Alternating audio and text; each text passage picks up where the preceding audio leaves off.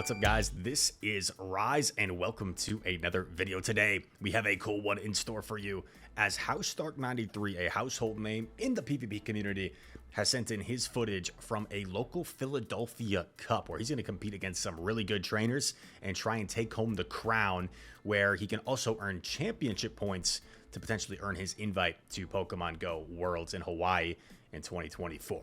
If you're interested, if you're like, Rise, that sounds like so much fun, just feel free to Google Play Pokemon Event Locator. You might be able to find local tournaments near you, especially if you're in a high populated area. It should be easier to find some events. If you're in more of a rural area, it might be harder. Primarily for North American players, they just started adding them to Europe. I don't believe the other regions around the world have locals yet, but maybe they'll be coming soon. So, without further ado, House Stark running a cool team. He's got Swampert, Regieleki, pretty meta 3 there, but Deoxys you really don't see very often in Play Pokemon Show 6 Pick 3 formats. Medicham just outshines it for a lot of people, but I think Deoxys has some definite advantages, such as winning the Medicham matchup, and also the ability to Psycho Boost and dip against a lot of things. It's just a really effective strategy. He's also running the Shadow Dragonair, and that is a unique pick you see every once in a while in Play Pokemon tournaments. Of course, Tonton Batu was the EUIC champion last year and ran that Shadow Dragonair so well. He's also got the Mandibuzz to round out his squad. First opponent for House Stark is the Ox 5005. Clodsire, Medi, Superior, Lantern, Umbreon, Frostlass. Pretty standard meta team. He's running the Wadage team, which is a popular team. Just has Clodsire over Gligar, if I'm not mistaken. That said, let's head into these battles, man. What you guys want to see. And these are best of 3 matches. It is a Swiss format, and then I think there is a top cut with a semifinal and a final. And here we go. Shadow Dragonair against Frostlass. I mean, if you look at the Ox's team, he doesn't really have a hard response to the Shadow Dragonair. There's no fairy type. And if you're thinking, well, Rise, the Frostlass, that's a hard response, I beg to differ. I actually consider this a favorable matchup for the Dragonair. As you see, can just shield once, landed the Aqua Tail farm down. Dragonair just actually outpaces the damage of the Frostlass there. And we're going to see Stark pivot out into the Registeel, going to Zap Cannon here to try and inflict some damage. Lands the Zap Cannon and gets the Attack Fell debuff. Now Lantern will unleash a move. Probably going to be a Thunderbolt, considering Reggie's already down a shield. Stark probably not going to want to use his next shield right there. Another move coming through. It's a Surf from Lantern. Puts Reggie into the red. Zap Cannon coming through. Will the Lantern invest the shield here? Stark actually slightly undercharges. We do see a shield come up and a quick combo play into the Dragonair. I don't think this will quite KO, but it's going to put Lantern really low. That did land on the Lantern, but then the instant swap kind of made it look weird visually. You know, that's actually a little unfortunate, because now Stark doesn't have... I mean, he probably has a decent idea of how healthy that Lantern is, but it's kind of unfortunate, because now you don't know exactly how healthy it is. And this is a little bit awkward. So Swampert with a big health advantage here, but these foul plays will start to add up. And some nice timing by the opponent, throwing after 3 Snarls. I still don't think Hydro quite KOs here, which could spell some trouble. It's awfully close. Like, Hydro, I think, barely doesn't KO, but it's close. Earthquake gets shielded. That's tough, but we see the instant catch on the Reggie. And at this point, no undercharge. I think if the opponent undercharged, could have made it a little more awkward. But will the Hydro Cannon be enough here? And will the Swampert outpace the damage of the Sparks? It will, yep. Lantern was too low, and that is game number 1 advantage. House Stark. Game number 2. Straight into it. Can Ox try and tie up this series 1-1? Swamp into Frostlass. Very neutral matchup. The charge moves from Frostlass hit Swampert pretty dang hard, but Swampert does outpace. Avalanche connects. And we're going to see... Oh, actually goes for the Earthquake, and it's caught by the Umbreon. Nice catch by the opponent. Now that Frost is going to be a pain to deal with, but I like this play a lot from Stark. Saves the Hydro Cannon and goes into Mandibuzz, which can absorb all this energy coming from the Umbreon. There is a joke that I noticed the casters use like every time this matchup happens in Play Pokemon Tournament, whether it's like the Umbreon Mirror or Mandy Umbreon or maybe even like Licky Licky. It's always like, yo, maybe we should take a break. Maybe we should grab a coffee. What'd you have for breakfast this morning? Like, I feel like the joke is a little bit overused at this point. So let me know in the comments. I was having this conversation. What should be the new joke in a matchup that takes a super long time? What should be the new joke or the new go-to for the casters? Because I do understand you can't really make the Mandy Umbreon matchup that exciting, you know? So you need some sort of last resort, no pun intended, to get yourself out of that. We see the Dark Pulse actually land, and then a catch on the Medi. So this looks good for Stark. He combo plays with the Hydra. This will grab a shield. But here's the awkward thing is, if this Medi gets to 2 Ice Punches, I'm pretty sure Frostlass has a move banked. So if this Medi reaches 2 Ice Punches, this could get awkward. However, the Frost is quite low. So I don't know if when this plays out in the endgame, I don't know if the Snarls or the Powder Snows will knock out first. This is going to be real interesting. Interessante. So gets to the second Ice Punch. This will draw the final shield. Frostlass combo plays. Oh, man. I think he needs like 3 Snarls to KO. 3 Snarls. 1, 2, 3. He gets the 3 Snarl KO. Oh, my God. And has the aerial ace loaded. Yo, Stark, calm down, bro. Check the IVs on that Mandibuzz. Look at that sliver of health. And a round 1 win for House Stark. It's going too fast. We get a sneak peek at the leads. But round 2 is against Shazam. His name is Shazam. And let's take a look at his team. Running Carbink. How threatening is Carbink to Stark? It's kind of hit or miss.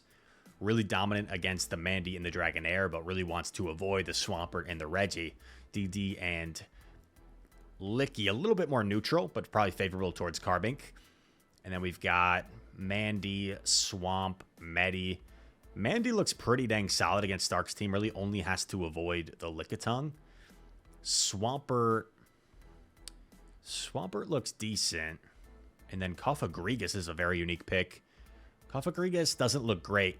Doesn't look great, to be honest. Its only real target is DD, and it really has to avoid the Mandy and Licky. So I'd expect, yeah, Swampert makes sense. I'd definitely expect a lot of Mandy out of the opponent. And let's see what Stark goes with his line. Running his own Mandy along with Swampert and Reggie. So has like a neutral answer to Mandy and also a harder answer to Mandy. But this is a very, very favorable lead for Mandibuzz. Swampert, I don't think 3 Hydros is even enough. Or am I tripping? Let's see how much the second one does. Second Hydra. Yeah, 3 Hydros isn't quite enough. So Mandy really excels in this matchup. The tricky thing is Swampert can shield. They can land this next Hydro. And then they can try and snipe with like a quick fast move if they were to swap in like a Carbink, for example. Yep, that's exactly what they do. But look at that quick reaction from Stark. Able to save the move before he got sniped. And, you know, might be wishing he went Swampert here. But either way, this is super dominant of a matchup. The only reason I say might be wishing he went Swampert is because I think there could be a Mandibuzz in the back. But this is still super dominant to the point where Stark's going to come out with loaded energy and have a move ready to threaten the opposing Swampert. So he might be in a good spot nonetheless, because Swampert up a shield probably just beats Mandibuzz, because Swampert's so good. He's able to debuff the Carbink. He's going to get the... Oh, they aggressively swap. Swaps into his own Swampert. Like, maybe could have considered Mandy there, but I guess you run the risk of getting Mudshot down, which could be bad. So, nah, this is probably the right play. Gets off the Hydro Cannon here. They let it go. Is it Mandy? Let's see. Or am I wrong this whole time? Moment of truth. It's Medi. It is Medi. Swampert only going to get to one move, so it goes for the harder hitting Earthquake. And this suddenly looks a little bit scary. Does get the final shield. Oh, man. Okay, gets the Aerial Ace here off. Is the Carbink is still there, right? So Stark just has to avoid the catch. Oh, gosh. Zap Cannon. Is this enough to knock out the Medicham? Not quite, but the lock-ons. Oh, he's going to lock down the Medi. Lock on and lock down the Medi. Game 1 goes to House Stark. And here we see DD making an appearance and catches the Lone Sandslash. And they're ABA weak to the DD. Now it should be open team sheets, I believe. So Stark, don't know if this took place before the open team sheets. I'm just going to go under the impression it did. So Stark should know if it's Shadow Claw or Powder Snow. In which case, if it's Shadow Claw, I mean, even no matter what it is, he still has the Swampert for it.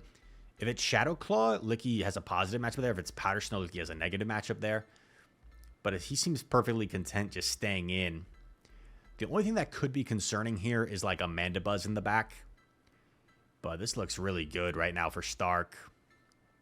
Can safely pivot, to be honest. Can safely pivot the Swampert if he wants. Yeah, I love it. And now the game's just over, right? Because you have your Licky lined up against that Coffin in the back. So just perfectly executed by Stark. Didn't fall into the trap, right, of you swap, I swap, which you might see some players do sometimes. You swap, I swap. It's like take with a grain of salt, because one thing that I think players here emphasized by content creators and top level players is you want to be quick to react to the swap. You want to be quick to react to your opponent's swap so you don't give them too much of an energy lead, but you don't always have to swap. And this was a perfect example demonstrated by Stark that his opponent swapped. He didn't need to swap. He had multiple answers for the Sandslash, and just by maintaining his alignment, he was good to go. Able to get the win there against Shazam, and this brings us to round 3. Man, I apologize if you're watching. I don't want to mispronounce your name, but I'm going to say Akainon is the opponent, and he's running Chargebug, Medi, Shadow Gligar, Licky, Lantern, Umbreon. I think inspired by Mr. Elendius Harjeff, who we recently featured his run on the channel at LAIC. The Chargebug looks a little bit like a nuisance. Dragonair is the only like hard answer. I guess Swampert as well. So maybe not too weak to Chargebug, but you do have 3 things that lose to it pretty handedly. So Chargebug could be annoying to deal with. Gligar also looks pretty solid. You only really have soft answers to Gligar, not really any hard answers. Medi's going to reach a second Ice Punch here. So Stark is down 2 shields to start the game. This is kind of brutal. In comes Licky. You can't really afford to swap out either. You have to just let your Dragonair go down here so Reggie can come in and align with the Licky. You did get rid of the counter user. And it is Umbreon back, so they are double weak. So I like this play from Stark. Looks like he's going to go for the Zap Cannon. And I expect him to probably pivot out into Swampert after this Zap Cannon. If he gets a debuff, that'll be massive. And if he gets a shield, that'll be massive. Gets the shield and gets the debuff. That's perfect. So this game is not over. And what I expect to see from Stark here is he's probably going to overfarm quite a bit. So that way, if the Lickitung eventually swaps back in, he's going to have energy to threaten that Lickitung. And then can maybe even swap back into his Reggie.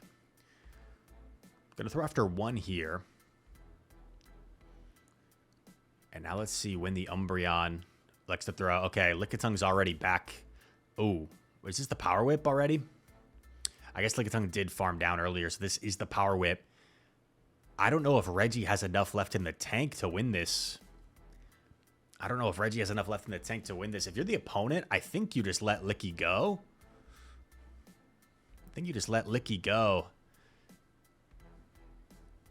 then save the shield for Umbreon. Stark actually gets 1 extra lock on there. But yeah, there's just no way. Because even if Umbreon was dry, it would be 12, 9, 12. So, like, a dry Umbreon would get slightly outpaced there. And as you see, the recording ends. So, tied up 1-1. First game taken off of Stark in this tournament, and a tough lead to start game number 3. Here we go. Are we going to see a catch here? Yes, we are. Catching on the Mandibuzz. Beautiful catch here to start the game. Mandibuzz going to be countered by the Charjabug, making an appearance. But here's the thing. With a 1 Snarl advantage, Stark might be able to even win the zeros here. Also, this Charjabug might not have Discharge. It might be X's or Crunch. Because I don't know why you would bother going for X's or there. Going for another Dark Pulse. Like, Mandibuzz really fighting back well here against the Charjabug. Opponent throws here. If this is X-Scissor, probably won't KO, but the next Volt Switch will. Pivots. While the opponent's still locked for a bit, he's going to have to eat an X-Scissor in the process.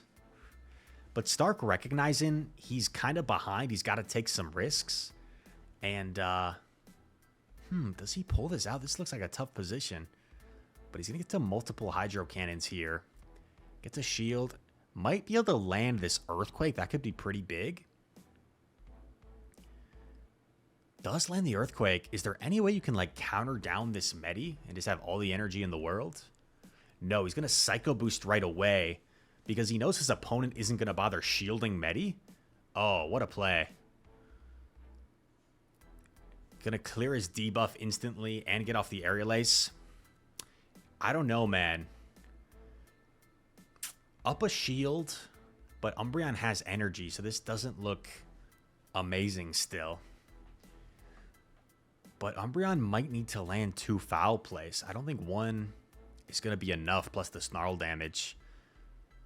Umbreon's going to be forced to shield this. Still has a shield to hide behind. And does the opponent still have a low health Charjabug? Yeah, they do.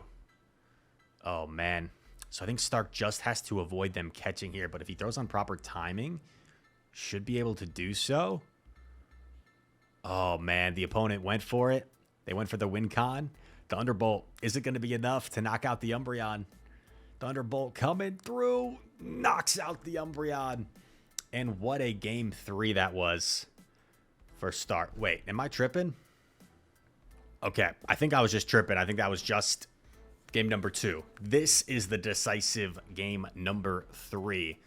As we see Swampert lead into the Charjabug. Positive lead for Stark.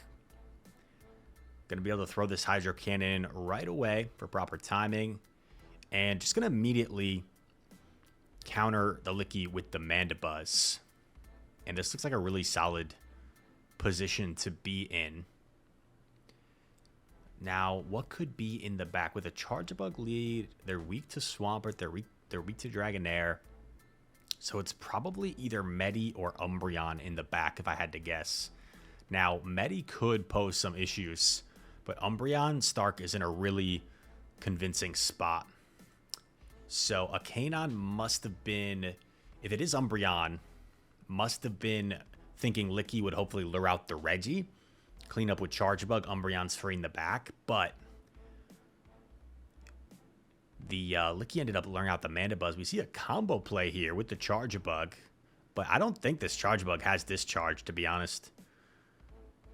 Stark probably going to be willing to take the X-Scissor, but he's second-guessing himself. He's thinking maybe it is Medi and back, in which case I got to preserve Swampert. Builds up to maximum energy. Now if they shield, you just go back-to-back, so they have to let it go. Swampert unleashing this energy against Licky. Maybe the opponent recognizing it's just dead weight. And it is Medi. It is Medi. That looked like CMP on an Ice Punch. I think Stark can actually let this go and still get off the next Hydro. But no, he's going to shield. Gonna go for the Hydro. The problem is I don't think he gets to another, so you got to go Reggie now. But assuming this is Psychic Medi, oh, he's got this energy as well. So he's able to get off the aerial ace. This draws the final shield, and now the Medi is in lock-on range. Assuming this Medi doesn't have dynamic punch, this should be smooth sailing for Reggie. Let's see what move comes through. Psychic. Yep, that's not going to do very much.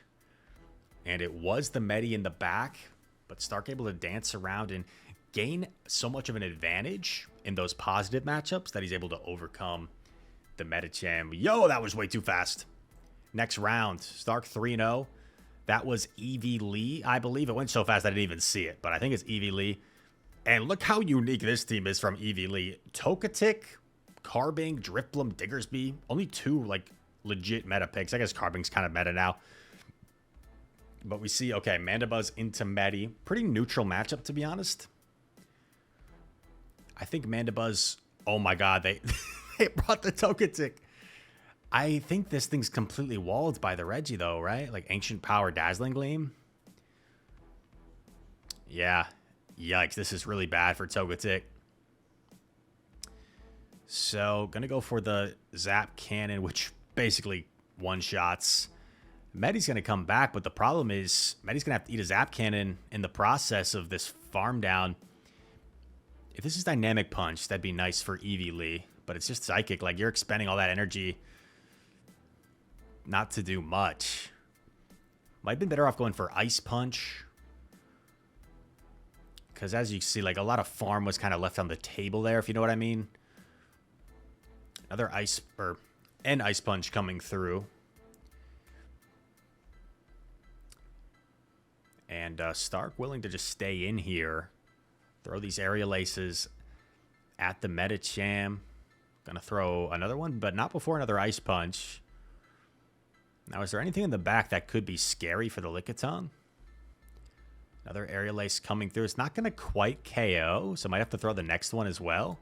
No, gonna hard swap Licky and gets the Lick down before the opponent can swap and up a shield. This is just game over. Honestly, no matter what Stark does at this point, I think he just wins. I think he can go straight Power Whip, up a shield. I think he can go straight Body Slam. I think he's just chilling. And Evie Lee playing to her win con, right?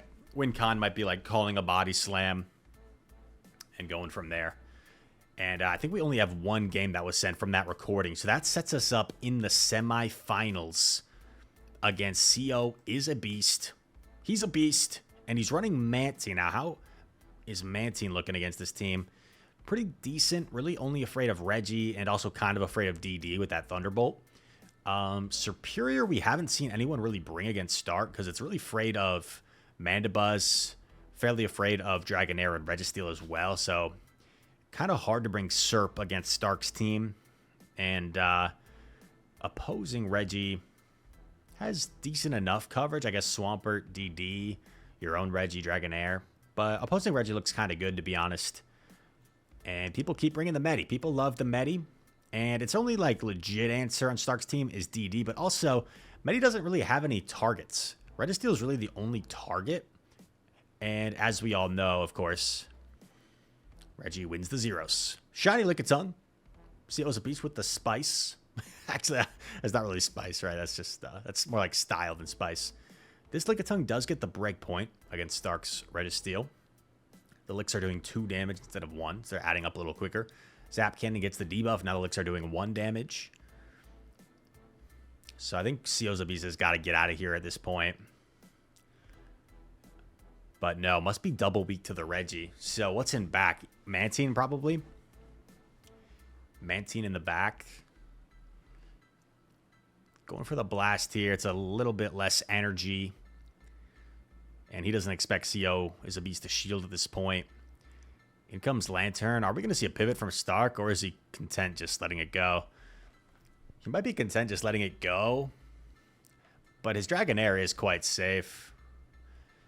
But he recognizes, like, both of his back Pokemon, honestly, are so safe that he doesn't really need to pivot. The safe play is just letting this go down, coming in Denair. They swap. He swaps. And honestly, at this point, like, you probably don't even shield DD. You just save 2 shields for Dragonair. Because DD should be able to force both shields here, I would think. Could even get crazy and, like, Psycho Boost bait there. Because the Thunderbolt would still do a ton of damage. Oh my god, I guess not. I guess CO is a beast playing to his win con. But Stark's seeing that ahead of time. It's the type of like unlosable game that Rise would find a way to lose. Going for a Thunderbolt here. I kind of like the Thunderbolt just to not debuff yourself. But yeah, CO I think recognizes it's over. Doesn't bother committing any shields. And that is a G to the G. 1-0 for Stark. Game number 2. DD into Reggie.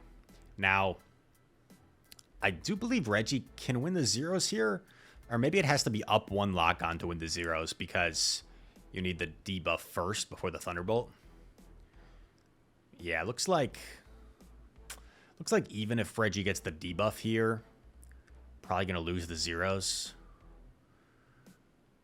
Actually, I don't know. This is Focus Blast. This is Focus Blast. Does DD live? DD doesn't live the Focus Blast. So Reggie does win the zeros there, which is kind of crazy, right, against the counter user. But look at this full Dragon Breath down. Taking very minimal damage in the process. And once again, no hard answer to this Shadow Dragonair. As has been a common theme with a lot of these teams. Well, actually, there have been some Carbinks. Terrific catch. What could be in back? Opposing Licky's staying in for a while here.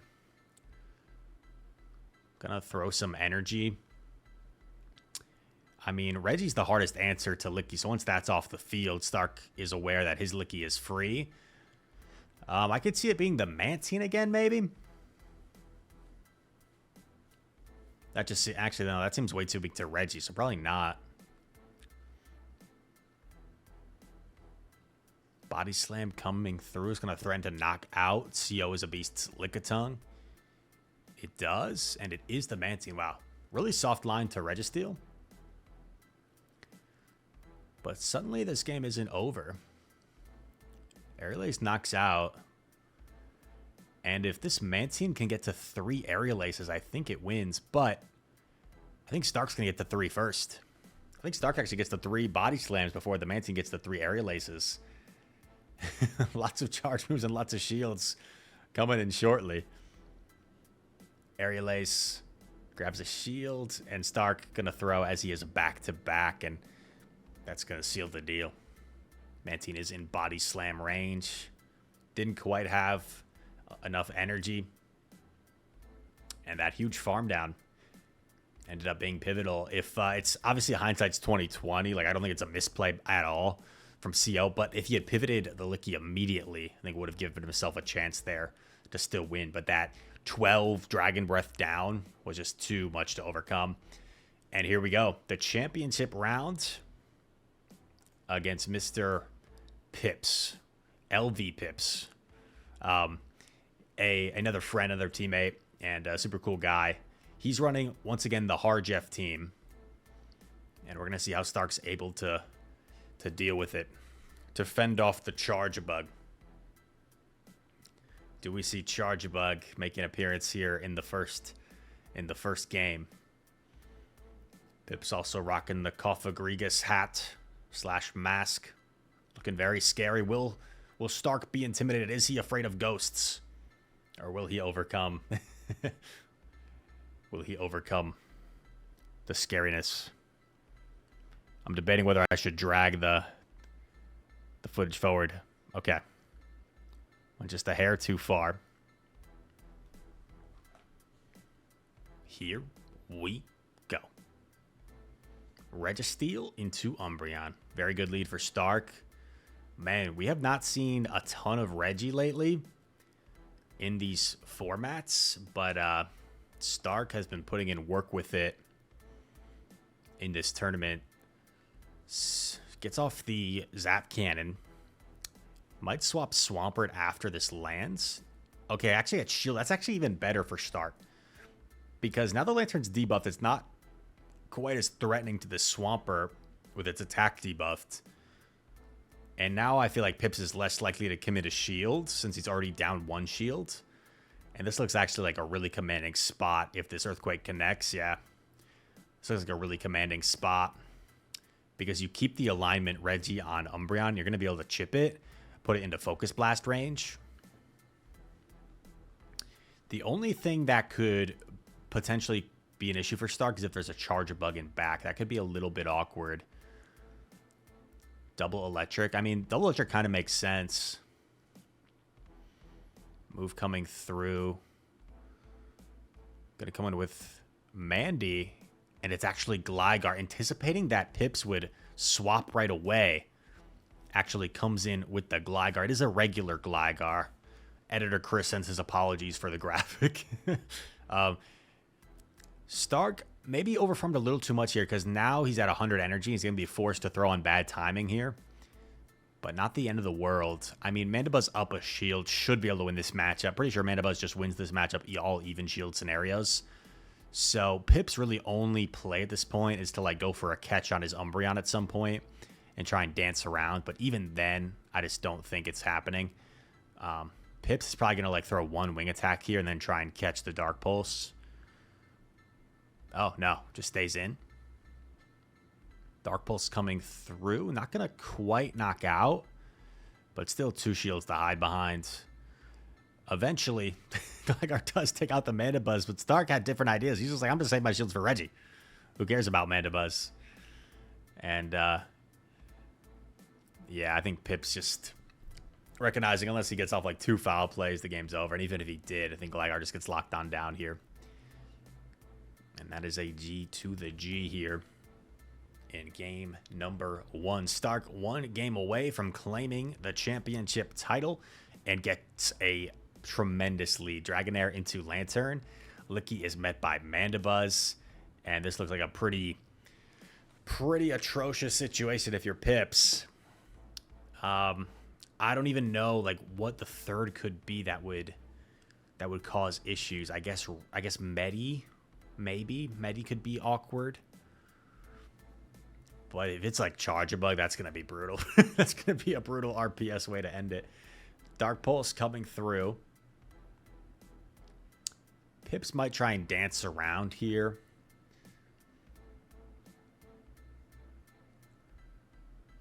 Gets off another Body Slam. Does Pips like try and dip out and dance around here? Could be a play. Stark over farming a ton. Gonna have residual energy coming out of this matchup. Oh man, Licky almost got to that last Body Slam. That would have been kind of nice. And it is Lantern. So Lantern's gonna absorb all this and go for a big water gun down. Lantern might like be able to throw a move to chip away at that Shadow Dragonair. Because Lantern has quite a bit of energy now. So it is going to throw a move. Stark's going to let it go through. Has faith in his Swampert to close this out. And it's the Umbreon. So you just kind of assume the tag team here of Dragonair and Swampert should be able to close this. But it's not over till it's over. We see the swap now into Swampert. And honestly, I'd expect Stark to just go straight Hydro Cannon at this point. Foul Play connects. The thing is, I mean, the water guns from Lantern are going to do a little bit to that Dragonair, so I feel like it's over. But Stark just has to make sure nothing fancy happens. Like, if the switch timer is up right now, you could potentially swap water gun down, but I guess the switch clock might have not been up. Now you just shield. Or not, okay? Gonna put it all on Dragonair. And now you just overfarm to infinity and beyond, like Buzz Lightyear. So that when the Lantern swaps, you can Body Slam it. Or not. just has faith that this Body Slam will knock out, has more health than the Lantern. And Shadow Dragonair is going to put up the shield. And signature Pokemon on this team is going to be able to close things out as the timer transpires. So there you have it. A little bit of both. Stark finding ways to maintain the advantages in those games where he had positive leads and win the game. And also finding ways to overcome the disadvantages of negative leads in this video. I hope you guys enjoyed it. If you did, make sure to leave a like, subscribe if you're new, comment down below. Shout out to House Stark as well for sending us his footage. I'll leave a link to his Twitter or his X in the description. Also follow him on Twitch. I'll leave a link to that.